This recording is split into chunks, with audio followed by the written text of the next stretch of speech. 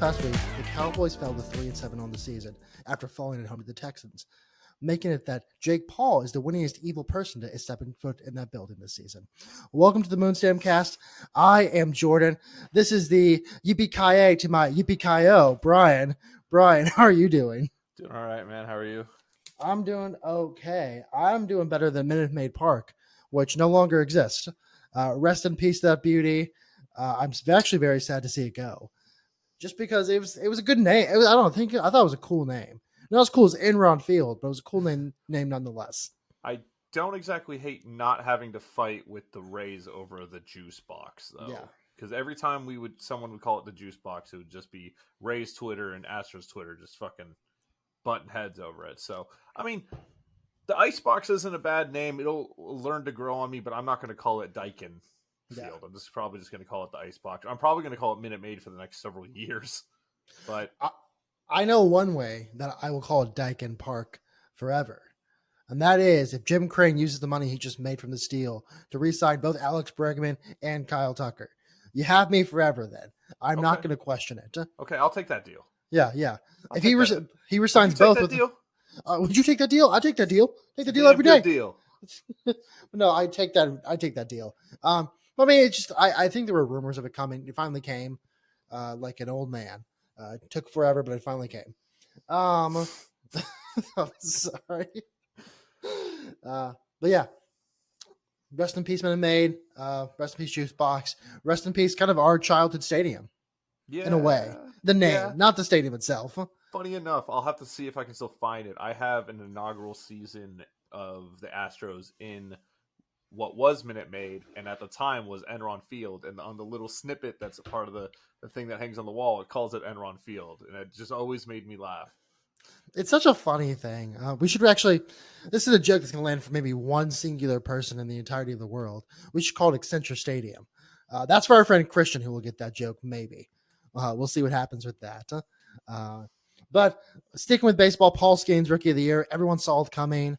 The Pittsburgh Pirates have offered like some stuff for his rookie card, if you can find it, the Topps rookie card.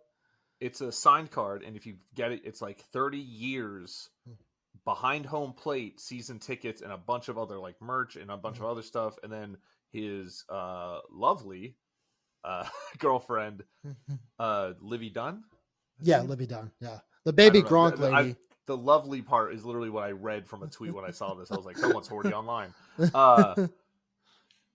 She's offering like also a couple games instead of being behind home plate. You'll be up in her suite for Pittsburgh Pirates games. And I think that's really cool, man. They realize they have an electric factory, and maybe this is way too early to call. It's been one season, but maybe, the best pitcher in baseball for the next 10 seasons, 10, 15 seasons, if he can keep healthy. And they're just going to, I don't want to say milk it but they're going to ride this horse as far as they can, man. Yeah. I mean, I think it's pretty easy to say he's the best pitcher in baseball right now, at least. He has all the skills to be the guy. He is who was that Nationals pitcher that retired recently? Steven Strasburg. He reminds me of Steven Strasburg in some sense that there's just so much hype around him, and it's like he can throw fast and he can throw hard, and that's all that matters. And he does it well, and he locates well. He changes his pitches well. Steven Strasburg obviously retired after kind of a okay career. Never lived up to the hype. So I'm hoping the best for Paul Skeens. I will say, if you find that card, don't take that deal. 30 years of season tickets, whatever. Maybe if you're a Pirates fan, that rocks. I doubt we'll be a Pirates fan just because Topps are distributed, I think, all around the world. If not, just in the continental U.S. So just, you have $500,000 right there. Put it into a safety deposit box. Wait like 10 years, see if he gets even better.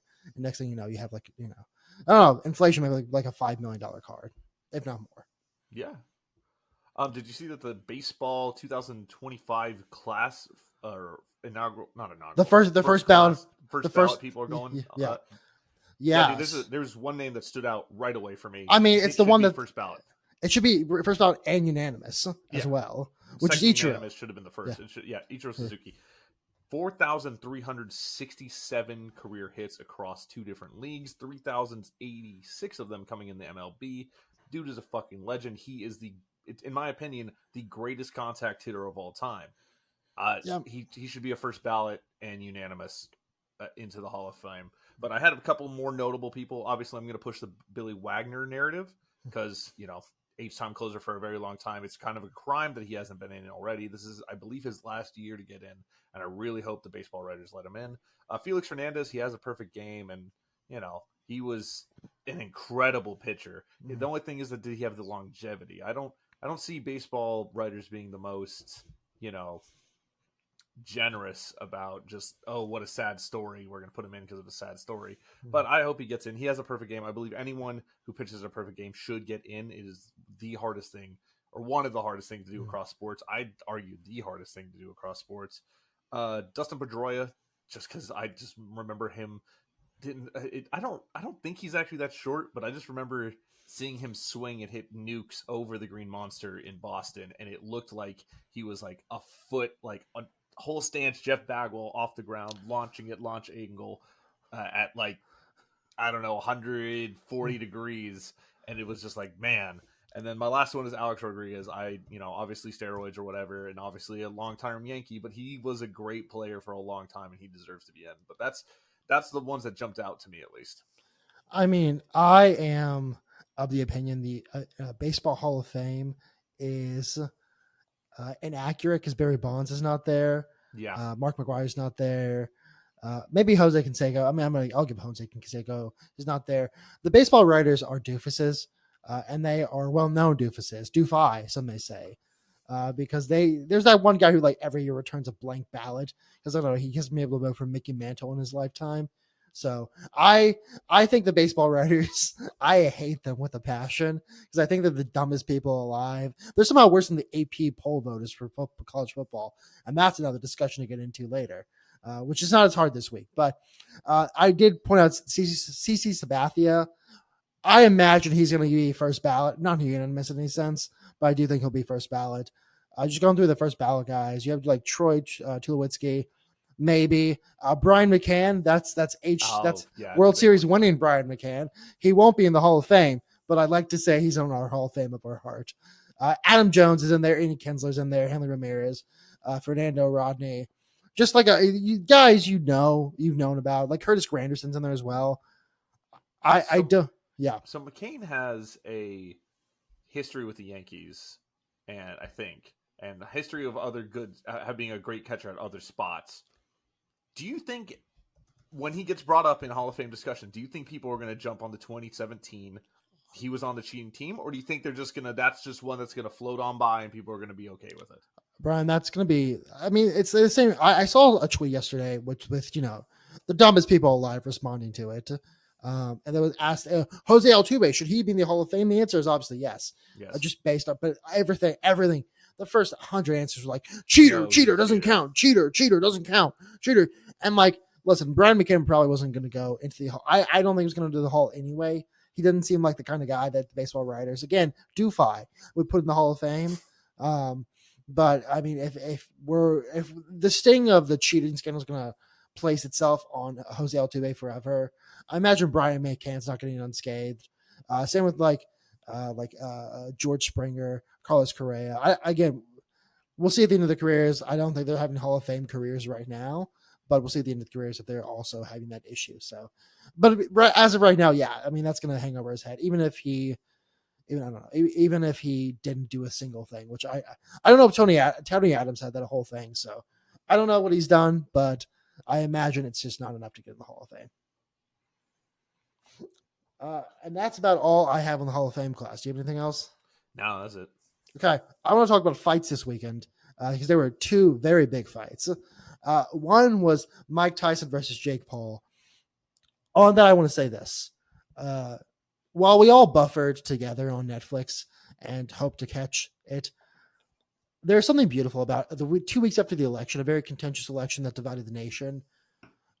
Everyone, and I mean everyone, came together.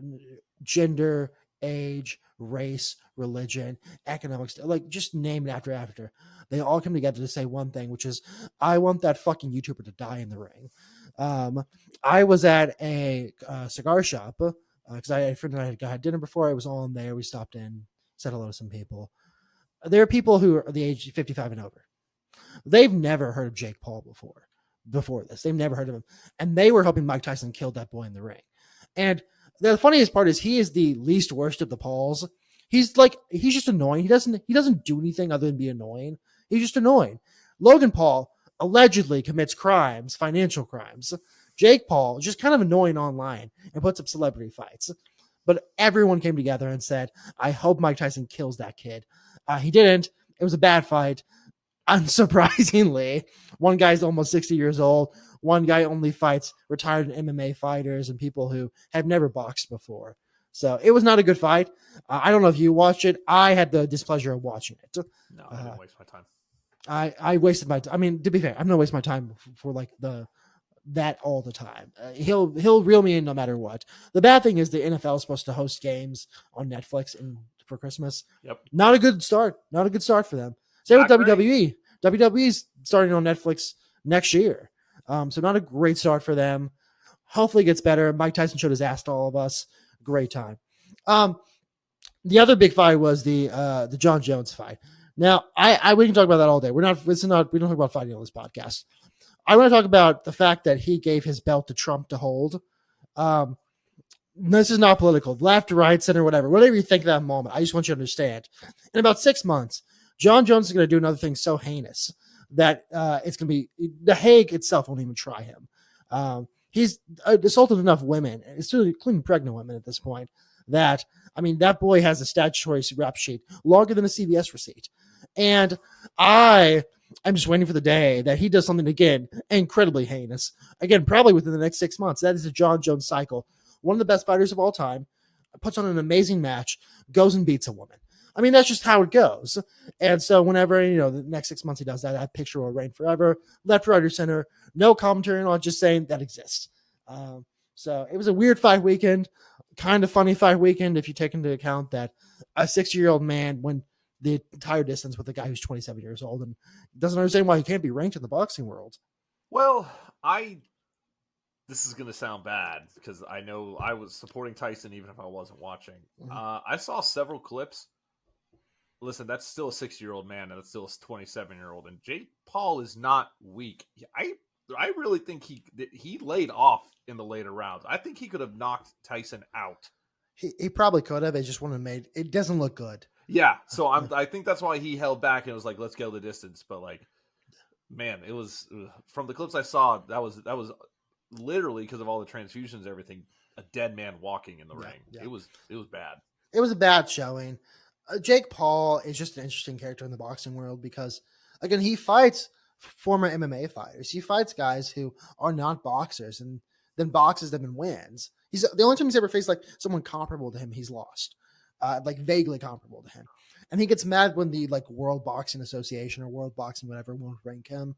It's because he sucks. Sorry. Come on. It's not because he sucks. I actually don't think he sucks. He's just not as good as he thinks he is because he fights 40-year-olds, which again will make you always look.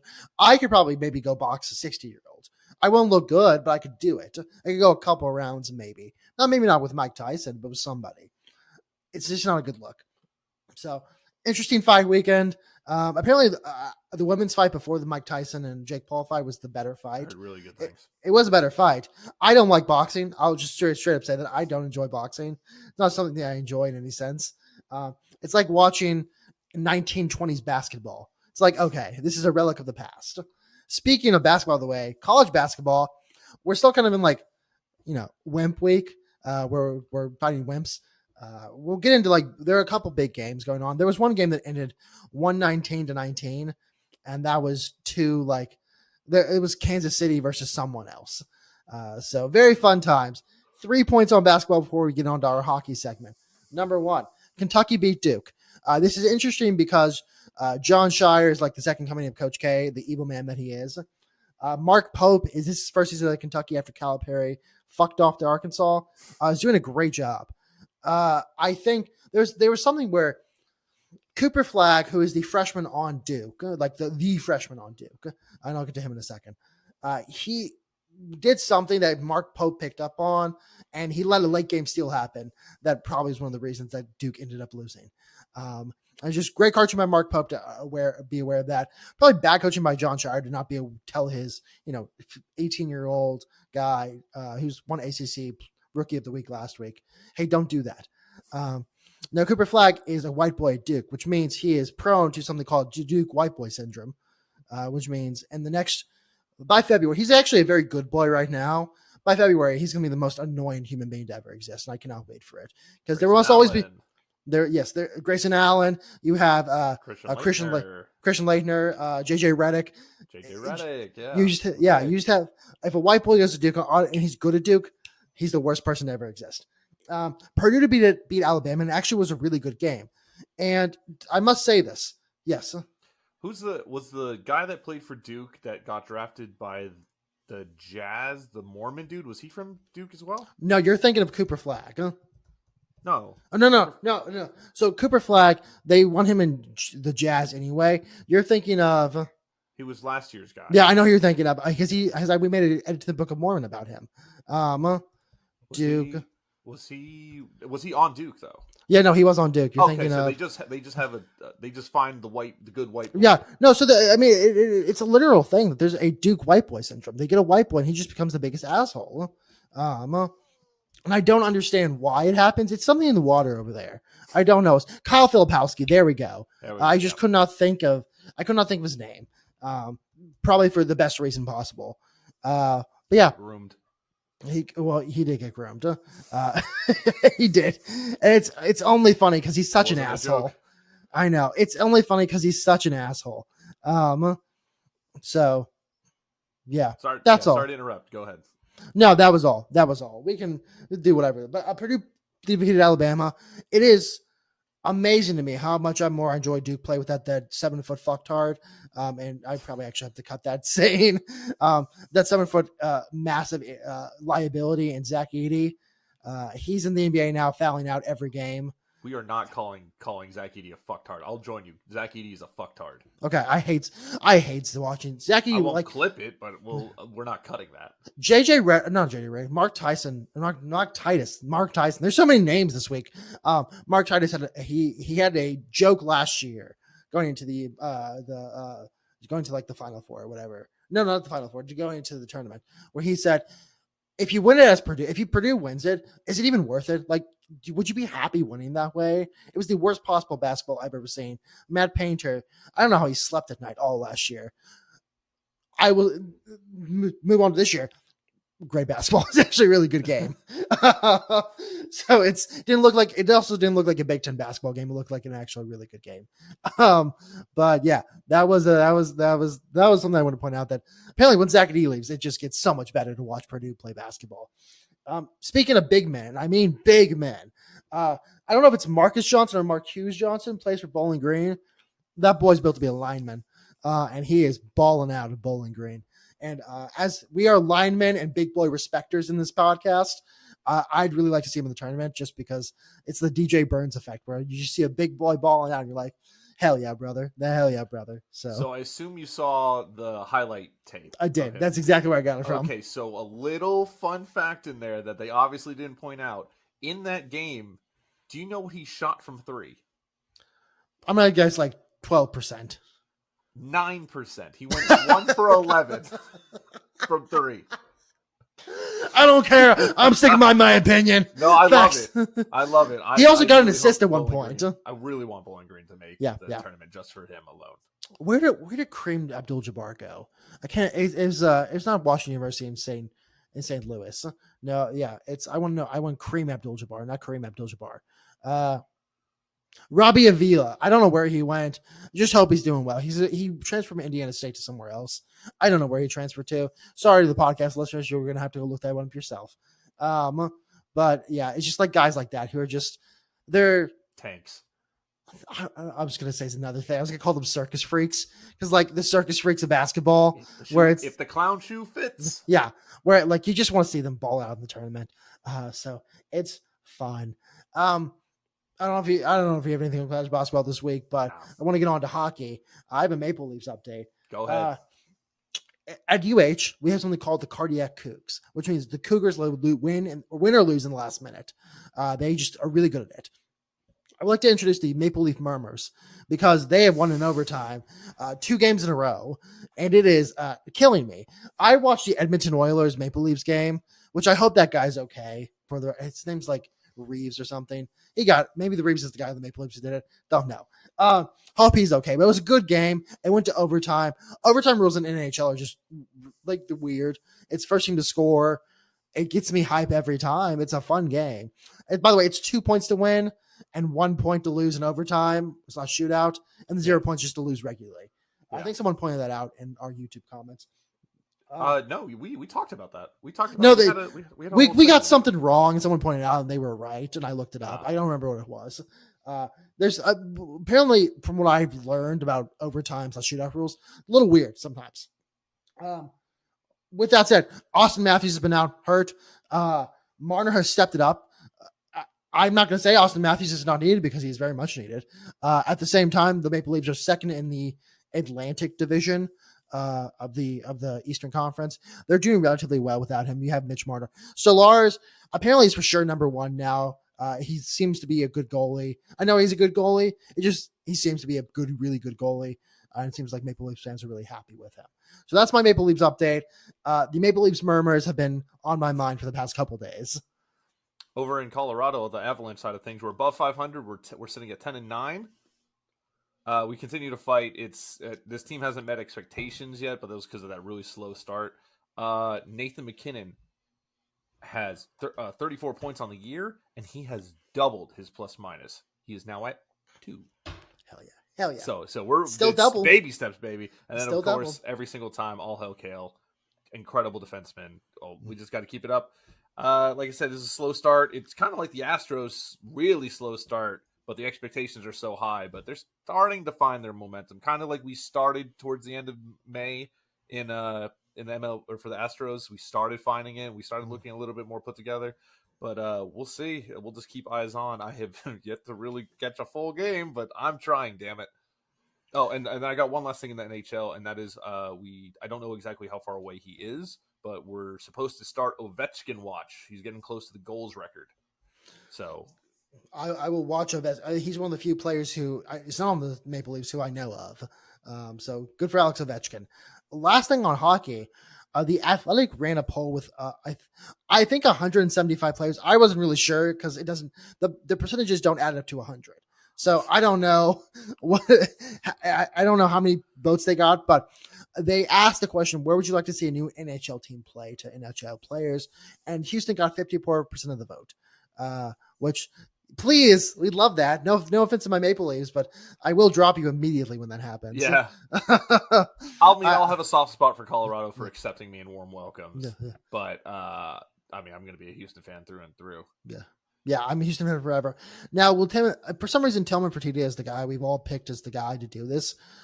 I don't think he'll ever bring a team here. I'll be totally honest with you. He just doesn't do that. But if it does happen, it will be someone else other than him, and I hope it happens soon. And I don't know how rights work. I don't know who has the rights to this. I hope the Arrows is the name because I'd like to keep that tradition alive forever. But thank you, NHL players. Very cool. Thanks for voting for us. I do like the idea of the NHL front office being like, okay, we're going to poll 190 people. And they're like, well, if you do 200, that way it's 0.5% for each. No. Fuck that. 190. I'd like to point out on this thing, maybe it's votes 54. Oh, it's only 54 votes. I'm so stupid. I just realized what it meant. No, it wasn't percentage? It wasn't percentage. It was number of votes. I'm so stupid. I can add it up. I'm imagining it adds up to 175. I'd like to point out that Saskatoon. Do I know where that is? No. They got 3 votes. Toronto, home of the Toronto Maple Leafs, got 8 votes. Austin up, I guess. Got 4 votes. And then Helsinki got 2 votes. So there's just some real offshoots. Also, Arizona got 24 votes. Oh. So there's a thing that team back. Apparently they asked, and they said, or I think a couple. It was split where they could voted Phoenix and like 4 Phoenix, 2 Scottsdale, or like something like 20 Phoenix, 4 Scottsdale, or something like that. I don't know. You can specify where you want to go. Also, Dubai, Green Bay, Halifax, Jackson Hole, and Boise all got a vote, but Dubai was the weirdest one on there for me because imagine that game, imagine that away game. Jesus Christ. They would just probably have a home base somewhere in the United States, but be owned by Dubai. Yeah. If you want to talk about home games, let's get to college football because it was an okay week. It's all right. I will say I can knock out my stuff in 30 seconds. Okay, you go ahead and lock out your stuff because I have enough stuff to talk for a second. Notre Dame, same thing as always. Run it back. Defense looks fucking incredible. Offense is slowly getting better, and I am unfortunately beginning to really believe in this team and get some hope behind us that we could actually, if things fall our way because of this defense, make a run in the CFB playoff. It's going to break my heart. The podcast after we lose is going to be gut-wrenching, and I'm ready for that, but I'm also ready to get hurt again. So, haha. A UH update. No, I don't know if you need to see the final score. We got a field goal, and to me, spin zone improvement from the beginning of the season where we weren't getting those even. You got to shut out twice back-to-back weeks. So all right, we're going for the trips. We got at least 3 points. I talked about how good the defense was a bright spot on the team. Never mind. My bad. There were 30 points scored in the game. I'll say that. And we scored 3 of them. So fun times. I do want to talk about Kansas football. They are the destroyer of worlds, the bringer of death. They're feisty. Their record doesn't show it, but they're feisty. That's a feisty team. It's kind of like they're the South Carolina of the Big 12, where it's just like, I know South Carolina is now ranked, but Kansas has been feisty. It's been ruining lives in the Big 12. Oh yeah, no, it's actually concerning how they have ranked who they played. Was it Kansas State the week before? I don't know who played. I think it was Kansas State, and they beat them. They just beat who they beat. They beat BYU. And they play next week. They play Colorado, who's also ranked. Kansas is that's on one of my upcomings. Is like this isn't 2 ranked matchups. This is 16 versus unranked, but Kansas is playing spoiler. The unranked is apparently so good that their entire job in the Big 12 is just to be the guardian of the Big 12 championship and maybe even the college football playoff at that point. I think still BYU is going to get a solid 9 spot. Maybe 10 spot. I think you will leave out the Big 12 entirely. There will be riots, not by anyone at ESPN, but that's a different story. We'll talk about Desmond Ridder and his idiotic comment in a second. Next week I'm looking forward to Kansas football. I mean, kudos to you guys being the bringers of death. As someone who has nothing to cheer for this season in football, I cheer for the bringers of death. Speaking of almost playing spoiler, Oregon won by 3 points over an unranked Wisconsin, a Wisconsin team that has not really looked that good all year. Oh boy, this might be the first year in a long time that there's not a clear cut. This team is better than everyone else. No. It seems like everyone but the Big Ten is cannibalizing themselves. Like the SEC is cannibalizing itself, the Big 12 is cannibalizing itself. The Big Ten has a couple teams on top, and everyone else is out. So it's interesting to see. I don't know how many ranked teams Oregon has played. It's been 2, maybe. I don't know. They beat Ohio State. Yeah. They beat Ohio State. They beat someone else whose name I can't recall. Did they beat State Penn? Maybe. The thing is, the Big Ten hasn't excited me this season at all, which is a problem. But I think that's more to say about the Big Ten just being a conference of the upper and the bottom, and the upper is only 5 teams. But yeah, I think you're completely right. There's no one this season who I'm looking at and being like, oh, this team's going to go all the way.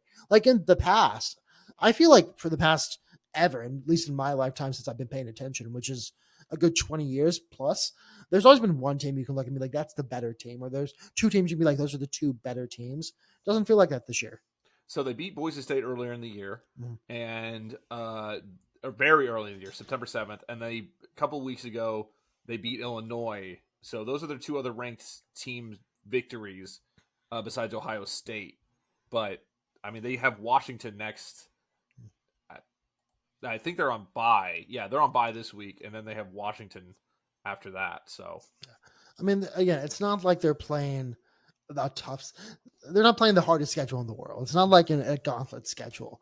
I think the only gauntlet schedule I can think of off the top of my head is A&M, actually, which I hate that I just said that out loud. That's great for me. Yeah, great for you. I just didn't want to. Not great for people like me who just don't want to give them any credit whatsoever. Speaking of great for me, Georgia Tech over Miami. We beat Georgia Tech pretty handily, and them playing spoiler to Miami is fucking Yeah. check mark. Great check mark for our resume. So thank you, Georgia Tech. Miami is not out of this. Miami No. will be fine. They will make the playoffs. They will probably win the ACC, and might go on a run. I don't want to say it was a fluke game, but they did not look like themselves compared to the rest of the season. So I think Miami is going to be just fine. But thank you, Georgia Tech, for improving my resume. Yeah.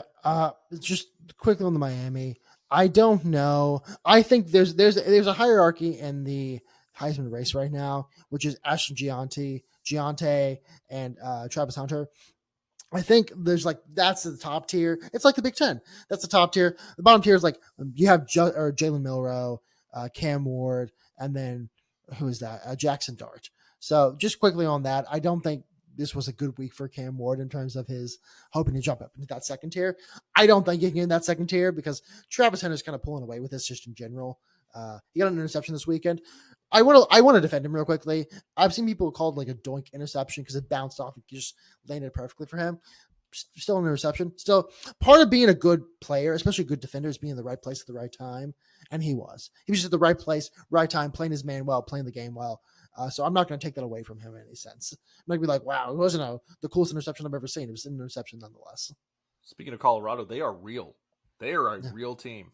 After last year, I was like, he's got, Prime's got his work cut out. It's going to take a while to turn this program around. He did it in 1 year. It is incredible. Well, technically, this is the second year, but it is incredible what he's done at Colorado. Even if they don't make a real shot at this thing, I don't think they're going to end up making the playoff. But I mean, yeah, they're going to lose some big players, but man, he's turned the program around absolutely. 100%. I mean, they're going to go to I just looked up their schedule to see who they have left. They have Kansas and Oklahoma State. Kansas, if you beat Kansas, you're just beating the spoiler. You're not beating a team that the playoff committee. Playoff committee apparently is also taking strength of schedule into account, which doesn't make any sense to me, or like who you beat, any sense to me whatsoever. I'm just gonna say maybe show some SEC bias again. That's fine, whatever. Because like let's say you beat Kansas and they've just spoiled two other top contenders. That's probably a good look. If I'm Arizona State right now, I am begging that Kansas has another spoiler week. Just quickly on the Arizona State thread, Desmond Ritter. What was that?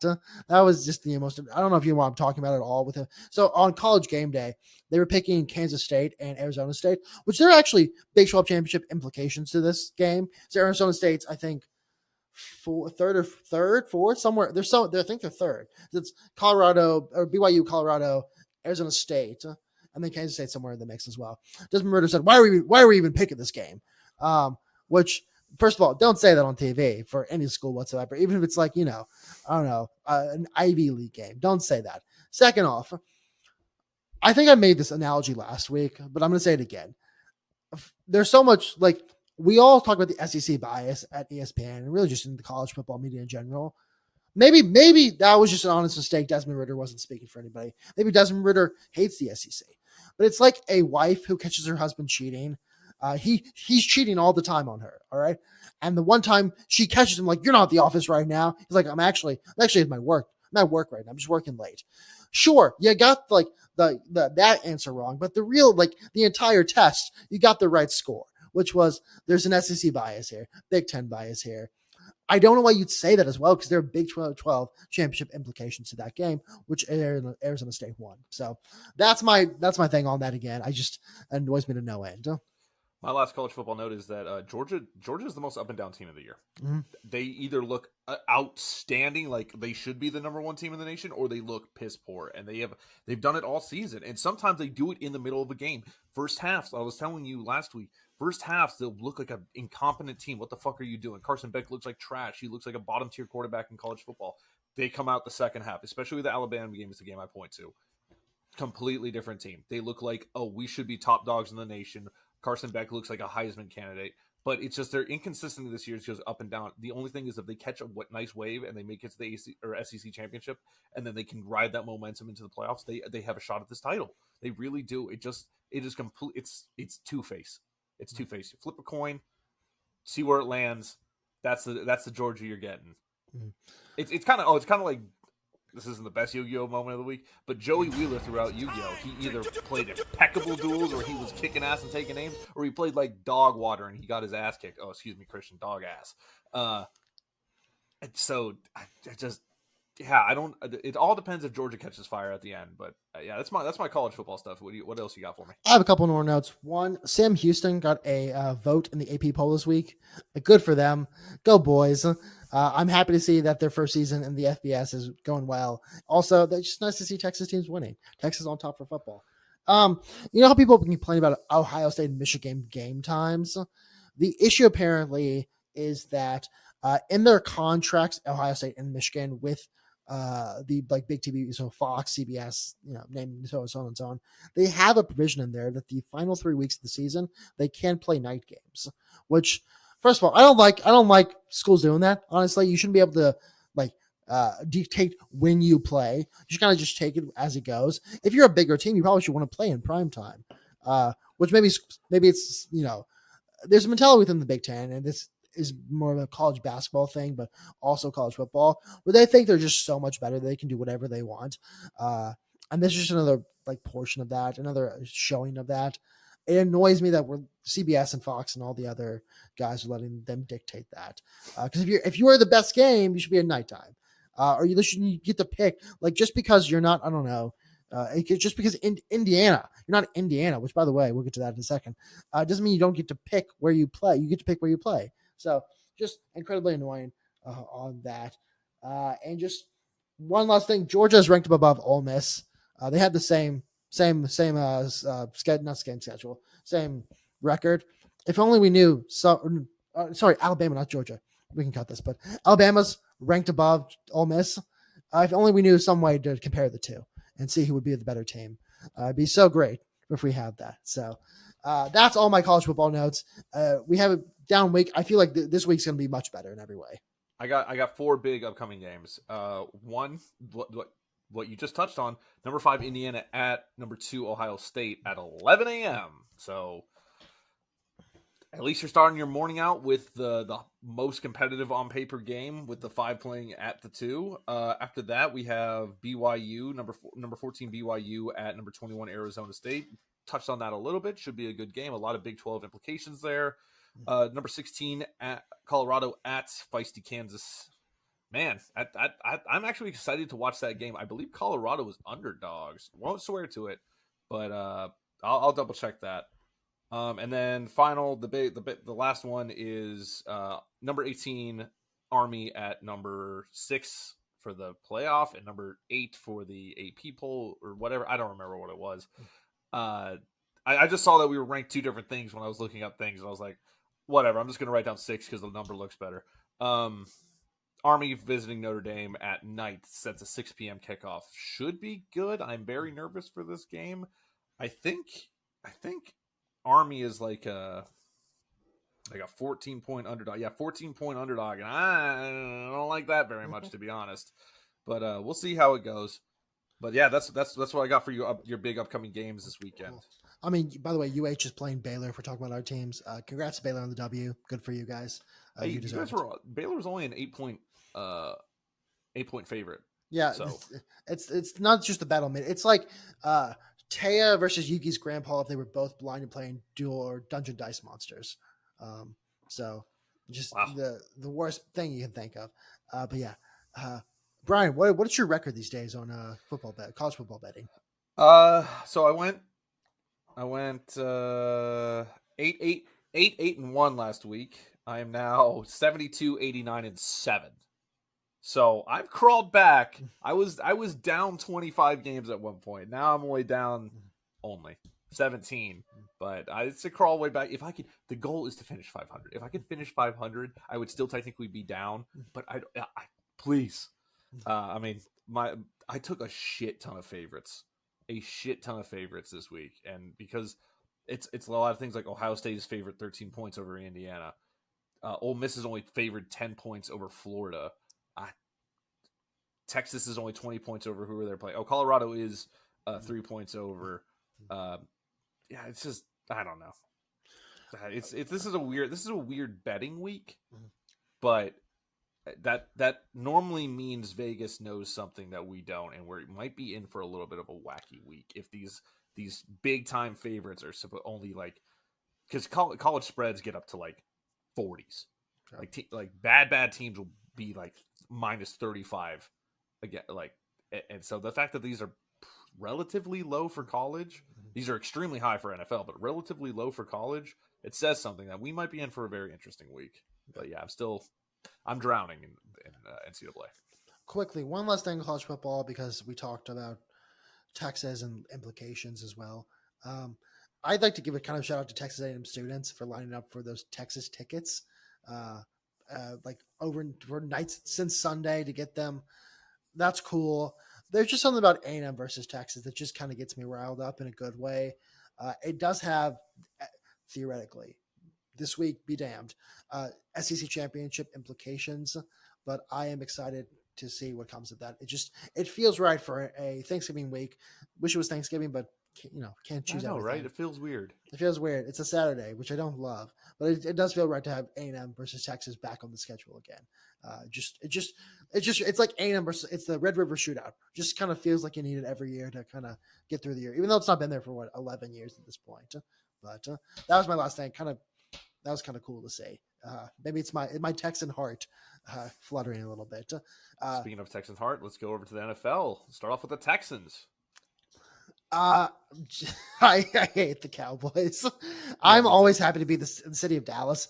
The city of Dallas is full of consultants who don't actually do any work and just make businesses worse with a targeted aesthetic, shrouded by the only city that's killed the president, really. I blame the entire city for that. So, it's just always nice to beat them in general and see them cry. Jerry Jones in the stadium stands, like you see him Every just time they dying. cut to him, I was just Oh, chef's kiss. I get a little chub each time, honestly. Like, it's just great to see that. We scored a second half touchdown. Second First half, time in 5 games. a second half offensive touchdown. Huh? Yeah, fair enough. Good point. Yeah, Dude, Joe Mixon is so he's so goddamn good. He's so good. He's so goddamn good. I'm so like I'm on an apology tour every week. I need to post the blogging and be like, I am sorry, Joe Mixon. I said you were not explosive anymore. God, he's so good. We talk about Bobby Sloak, and we'll talk about Bobby Sloak in a second because I think this game should have been more. He's got a gem, and Joe Mixon. Give him anything, he's going to crush it. He's going to run for 44 yards for a touchdown? I mean, just immaculate. I'm so happy he's a Texan. Like CJ Stroud, I'm not going to say we lucked into him because we didn't really luck into either, but it feels like we got lucky with them just being the perfect fit. Yeah, this coin could have flipped on the complete other side, and he could have been a broken down, looking horrible. Like, God damn it, we paid a David Johnson situation where we went out and got an older running back, and it's just like, God, why did we do this? He looks slow. He's not what we traded for. If we would have traded for him 4 years ago, it would have made sense. Nico Collins is back in the offense, and out there, and wow, the offense looks a lot better. Even he didn't have a huge game, 4 for 54, I believe. Yeah, I mean, he had a 75-yard touchdown called back. Yeah, he had two catches called back, one for a touchdown. One was like, was it 30 something yards? He got called back as well. Yeah, 33 something yards. Yeah. So like he had a couple. Yeah, that got called back. So on paper, it was only 4 for 50, 54. Standard day at the office. But man, I feel like he just opens up everything else for everything to go. Like they can't just stack the box for Mixon because they got Nico Collins, who reminds me of a Julio Jones. Big, fast, great hands. This again goes to my thing that I don't think Slowick can scheme for small, fast receivers. Because once Nico Collins comes back, it looks better. Nico Collins was still limited this past week, which again makes sense if you're going to activate him again and just have him in a game, especially when you're kind of not battering the other team, but the other team clearly wasn't going to win the game, especially coming into the second half. Yeah, so Bobby Slowick lives another day. Bobby Slowick will probably make it through the season. Oh, absolutely. They're probably going to make it. They're going to make it to the AFC. I'm calling out. They're going to make it to the AFC Championship. That is my knock on one moment. I think the Texans are going to make it. I think their defense, Derek Stingley Jr., my man. This is so fucking good, man. Yeah. That's my last note on them is the defense looks so good, and they're still dealing with injuries too. So when we're back full force, man, that bye can't come soon enough. I mean, I fully believe that this team can make it to the AFC Championship fully on the back of the defense, plus an offense that is functioning, which I think this offense is what we would consider functioning. It could They're be slowly better. finding it. Yeah, They're better. rolling with it. There's things like if Mixon has a good game, the Texans have a good game. Yeah. If you have Nico Collins and CJ Stroud and Nico Collins just love each other to like the nth degree. It's like Stephon Diggs and Cardi B. There's just a pure love there that can't be broken. So once he comes back in permanently, I think the offense will look better. I think it's AFC Championship or bust. Now, talk to me in a couple of weeks and we'll see where I am at. But that's my prediction right now. To go through. Yeah. I also think I'd like to kind of hate on Takedown real quickly. Couple more exceptions. I lost in one of my fantasy leagues by 0.5 of a point. And because it was Tank Dell versus CeeDee Lamb at the end. Oof. Yeah. Is Tank Dell addicted to like catching the ball and dropping onto the ground? Mm-hmm. Is he scared of yak yards after catch? No, he thinks it's a bullet. So he's afraid it's going to hit him again. Oh. No, but like I don't know what's up with that. One last stat real quickly from my end. To things that have won in AT&T Stadium this past season, more than the Cowboys. Jake Paul, as we mentioned, Texas A&M, and the Texans have all won a game in AT&T or won something in AT&T Stadium before the Cowboys have even gotten close. That's crazy. Ding dong, the Chiefs are fucking dead. No, they're not. They're a one-loss team, but they're not undefeated anymore. The Bills look great. I loved Josh Allen. I MVP favorite Josh Allen, which I'm okay with. I've kind of been saying for a little while, Lamar and Derrick Henry are the two probable favorites. Not after this week. I'm going to put Josh Allen there. I'm going to hope for the best for Josh Allen. He will break it was like in soccer where it was like Messi, Ronaldo, Messi, Ronaldo, Messi, Ronaldo for the Ballon d'Or. It's going to be like Lamar, Kermit, Lamar, Kermit, and then Josh Allen slips in there. Yeah, I mean, it was a good game. I thought Patrick Mahomes was going to do it again. Mm-hmm. They had the ball driving, and I was just like, this is it. Fourth quarter comeback, drive enough. They needed a touchdown because I think they were up. The Bills were up 4. And I was like, he's going to do it.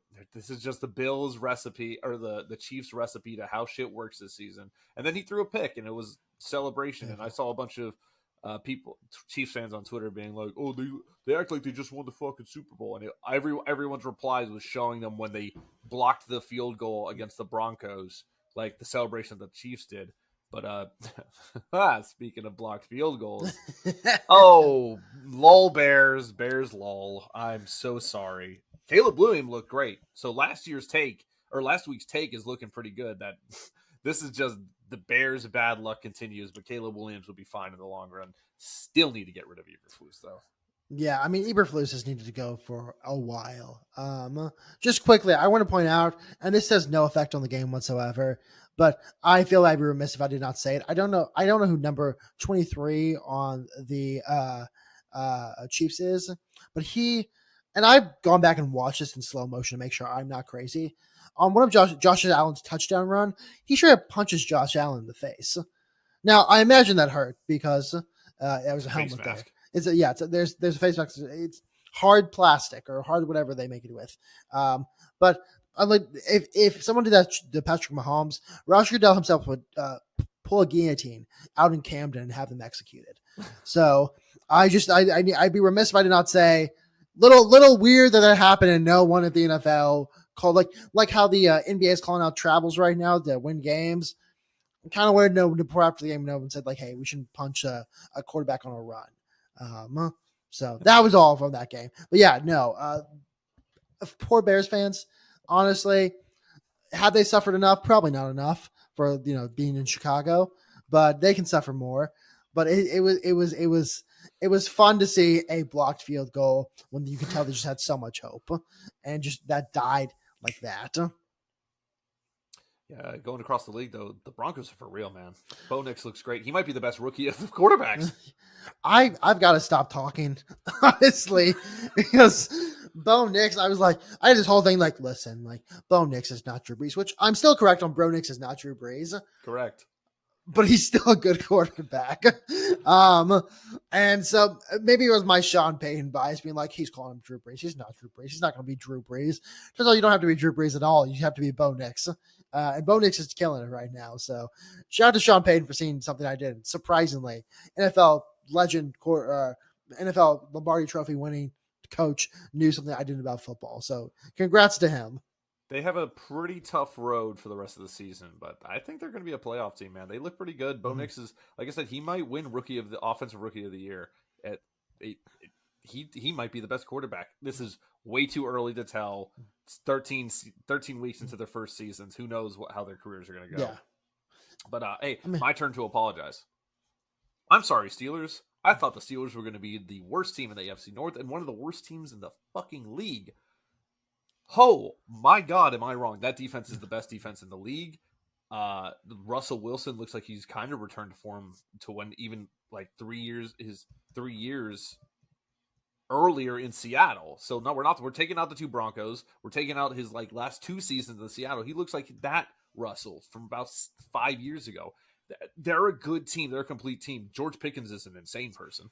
Straight up, he's an insane person. He's like Chiefsaholic. But if you think about it, they kind of have always had, I don't want to say divas, but they've always had, because he's not a diva. He's an insane person. Yeah. It's different. But they've always had insane people on the Steelers, and he's just got the fucking gauntlet right now. They passed the torch to George Pickens. He says, "You're the insane person." James Harrison in the past, Antonio Brown, Lev Bell, Big Ben for different reasons. They're a good team, and they might end up with the number 1 seed in the AFC. And man, watch out, man! They could go on a run. This defense could make them win a championship. The AFC North must always have one potential felon on a roster somewhere to survive. And since Deshaun Watson has gone, George Pickens is our new potential felon. Just being like, he doesn't even try to play football. He just beats the shit out of people, which like I almost respect, because it's like whenever you hold someone and you're just clearly like it's like whenever you're going for it's a pass interference call and you're just clearly not playing the ball. You're not even trying to play the ball. This is great that he just doesn't like. The ball will be right next to him as well. It will not be far away from him. He'll be like, I'm gonna punch this guy right now. I'm gonna punch the fuck out of this guy. It's maybe he should fight Jake Paul next. Yeah, keeping in the AFC North. Poor Joe Burrow. He through his first 11 games, the Bengals are 4-7. Joe Burrows has over 3,000 passing yards, 27 touchdowns, and 5 interceptions. If they weren't a 4-7 team, he would be the MVP favorite right now. He would be the far and above MVP favorite right now. Potentially, he should be anyway. If we're talking about most valuable player, they're so I mean, this team would be 0-11 without him.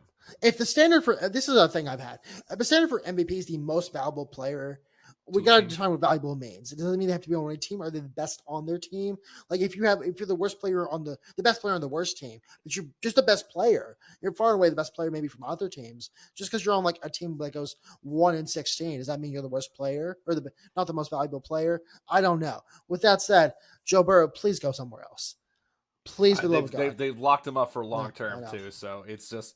And the Bengals are just they're not going to address stuff in the offseason. That's not who they are. They almost exclusively draft. They don't bring in heavy set.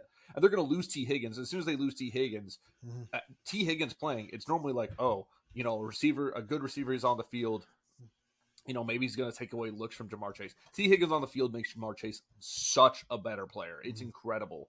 That offense is those 3, really. Chase Brown is a pretty good running back, but you know who could really make this offense really go? If they had someone like, Joe Mixon. They had a good if Joe Mixon was on the Bengals, do they be a complete offense? But I mean, that'd be weird. I couldn't see Joe Mixon in orange and white up in Cincinnati, but that's what if scenarios, right? I wonder if the Browns have the curse of the Panthers, where the Panthers have a player who's objectively a good player, and then they just suck on the Panthers, and then they go somewhere else and it's like, oh, they're actually a really good player.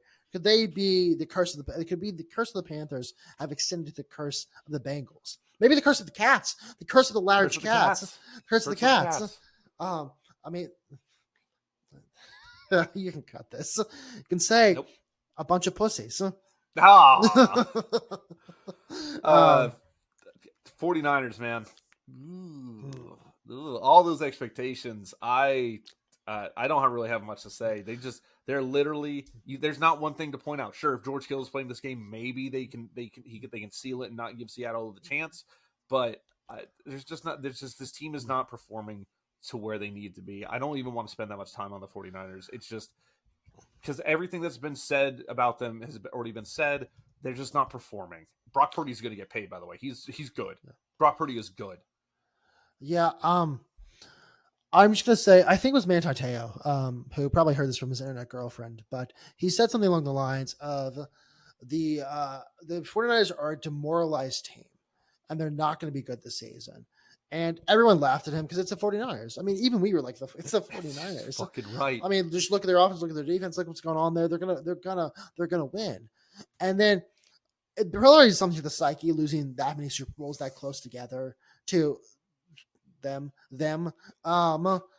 But they look demoralized. They look they look distraught and destroyed. And I don't know what fixes this team because I don't think it's a coaching issue. I don't think it's a player performance issue per se. So I think they have good players. I think it's just they have just lost so much and so often. They just don't like once. It's like a Framber. The moment he gets down in the count, just something triggers in his brain. The moment there's a home run given up, just something triggers in his brain. It's like once the 49ers face any sort of obstacle in the game, just something triggers and they shut down. Yeah, I think they're going to have some decisions to make, and I think it's kind of over, to be honest. Yeah. But I mean, the season's over for them. It's like the Cowboys. Oh yeah, get ready for next season. Just start thinking about ahead what you're going to do next season. But I think Purdy's going to get paid. I think he's but I don't think he's going to get paid like upper echelon Joe Burrow money or anything. But I think he's going to get a nice contract, like 4 years, $180 million, like Daniel Jones got. Speaking of, now benched Daniel Jones for everyone's favorite Italian Tommy DeVito. I don't care. I mean, it's what's the thing? Be the most least talked about. No one gives a shit really outside of Giants fans. Big QB benching in a while, where everyone just goes, "Yeah, why not?" and then just moves on with their lives. Yeah, I mean, I don't care in any capacity about this change. Like Tommy DeVito, we talked about circus characters or circus performers or circus freaks a second ago. Tommy DeVito is also a circus freak. Like he's a fun guy you bring. You're like, yeah, that's Tommy Cutlets. His agent's really fucking weird and probably has bodies buried somewhere. Then you go, oh well, okay. There's also football to be played. Oops, we forgot about that one. Yeah, no one. I mean, also I saw something. Daniel Jones has been the quarterback of the Giants for 6 years. Like he's been on the team for 6 years.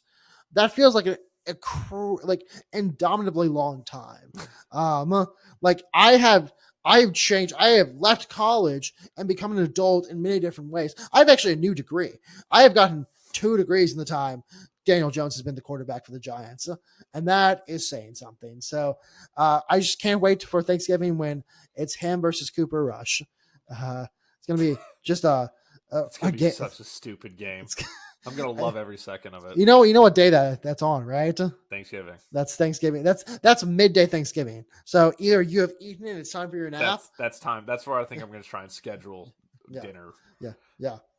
Last note I've got, it's that we don't have to spend a lot of time on it because everything that's been said has been said. The Lions are the best team in the NFL, and it's not fucking close anymore. That defense is incredible. That offense is the best high-flying offense I've ever seen. Having Sonic and Knuckles back there is incredible.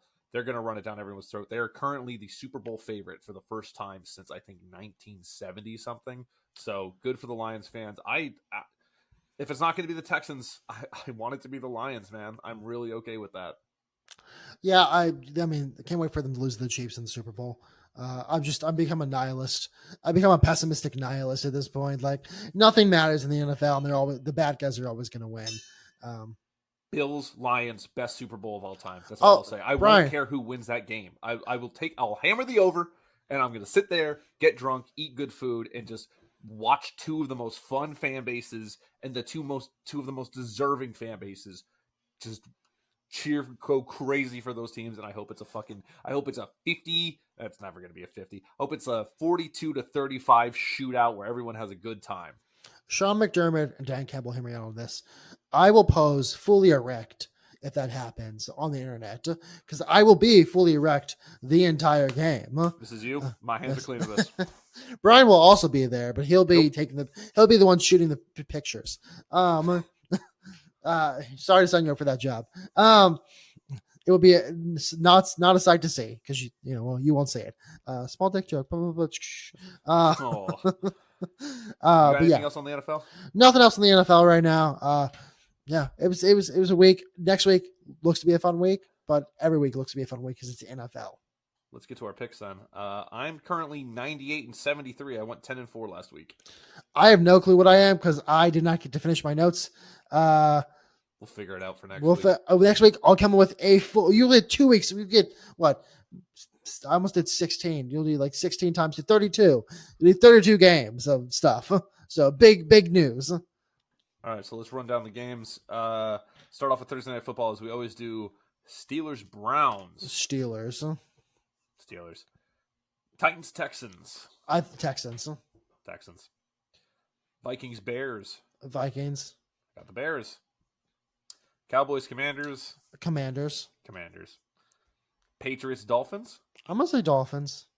I'm going to say Dolphins too, but it wouldn't be the most surprising thing in the Not at world. Chiefs-Panthers. Oh my. Sorry, hold on. Can I just rail for a second? How the fuck did they get the Panthers the week after they faced the Bills? Why do they get the easiest goddamn team in the league? Sorry, it's the Chiefs. Yeah, it's the Chiefs. It's bye week 2.0. It's the Chiefs. It's the Chiefs. Bucks-Giants. Give me the Bucks. Give me the Buccaneers. Lions-Colts. Lions.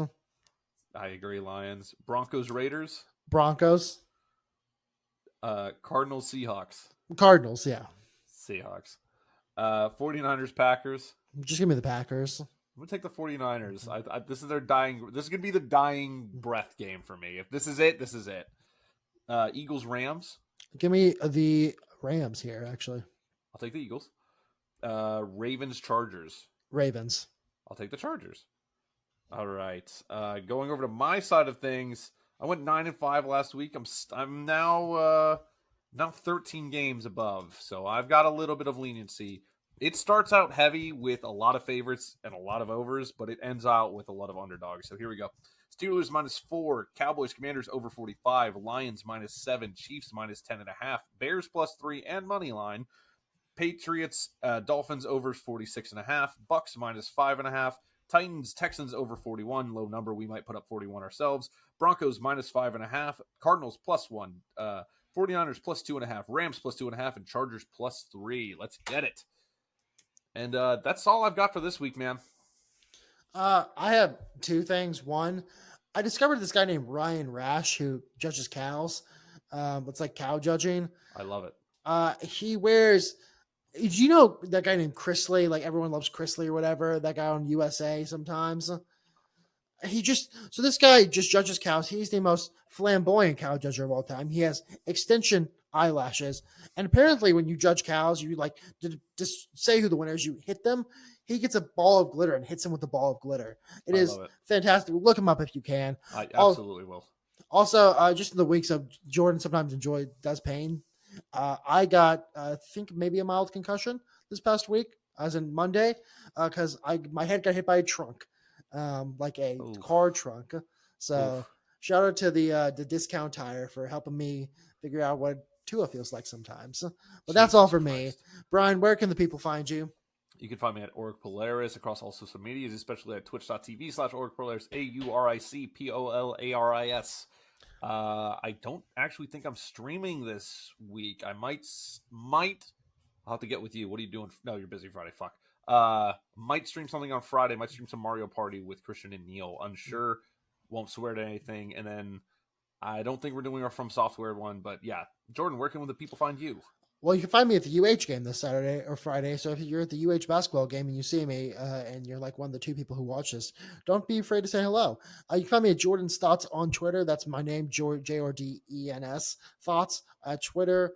You can find us on Moonstamp Sports on TikTok, YouTube, Facebook, Instagram, Twitter /X. And I think I'm going to create a Blue Sky account this week for us just to have something else. You can come join us there too. So thank you so much for watching /listening this week. No matter where you are, please leave us a 5-star review if you want to, if the spirit moves you, and we will see you next week. Stay beautiful.